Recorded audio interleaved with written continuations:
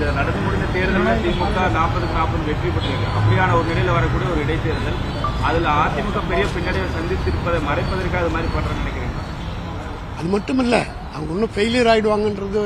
Deposit வாங்க ஏற்கனவே இந்த பார்லிமெண்ட் எலெக்ஷனில் பல இடத்துல டெபாசிட் போச்சு. இந்த தேர்தலிலும் டெபாசிட் போனால் இப்போ சசிகலா வர கட்சியை இணைக்க போறேன்னு அறிக்கை விட்டுருக்காங்க. இந்த சூழ்நிலையில் கட்சிக்காரன் ஒரே ஒரு சவால் உங்க மூலமாக அவருக்கு விடுறேன். இந்த தேர்தல் அவர் புறக்கணிச்சிட்டார்ல, புறக்கணிக்கிறத ஒரு கட்சி புறக்கணிதுன்னா அந்த கட்சியில் இருக்கிற யாரும் ஓட்டு போட முடியாது. நாங்களும் ஒரு 3 கணக்கு எடுக்க போறோம். அந்த எலெக்ஷன் அன்னைக்கு யார் யார் ஓட்டு போடுறாங்களோ அந்த ஏஜென்ட்டுக்கு தெரியும். அதிமுகவில் இருக்கிற ஒன்றிய செயலாளர், அதிமுகவில் இருக்கிற கிளைக்கழக செயலாளர், அதிமுகவில் இருக்கிற நிர்வாகிகள், கவுன்சிலர்கள் இவங்கெல்லாம் ஓட்டு போட்டாங்களான்னு ஒரு கணக்கு எடுத்துட்டு அப்படி அவங்க ஓட்டு போட்டுருந்தாங்கன்னு வச்சுக்கோங்க, அவங்கெல்லாம் எடப்பாடி புறக்கணிச்சிட்டாங்கன்னு அர்த்தம். தேர்தலை புறக்கணி என்று கட்சிக்கு சொல்லிட்டு அப்படி அவங்கெல்லாம் பார்ட்டிசிபேட் பண்ணாங்களா, அப்படி தைரியமாக விட தயாரா? எடப்பாடிக்கு நான் சவால், இதை மீறி யாராவது ஓட்டு போட்டீங்களா உங்களை கட்சி விட்டு நீக்கிடுவேன், நடவடிக்கை எடுப்பேன்னு சொல்றது தயாரா?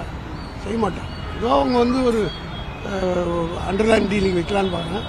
எதையும் சந்திக்கிற ஆற்றல் எங்களுக்கு இருக்கு. காரணம்னா வண்டிய பெருமக்களுக்கு எங்கள் தலைவர் அவர்கள் கலைஞர் அவர்கள் செய்ததை போல யாரும் செய்யவில்லை என்பது எல்லோருக்கும் அவங்களுக்கு தெரியும்.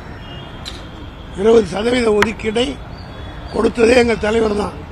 அதன் மூலமாக எத்தனை பேர் டாக்டர் ஆனார்கள், எத்தனை பேர் இன்ஜினியர் ஆனார்கள், எத்தனை பேர் குரூப் சர்வீஸ் 1ல போய் இன்னைக்கு IAS கன்ஃபர் ஆனாங்க.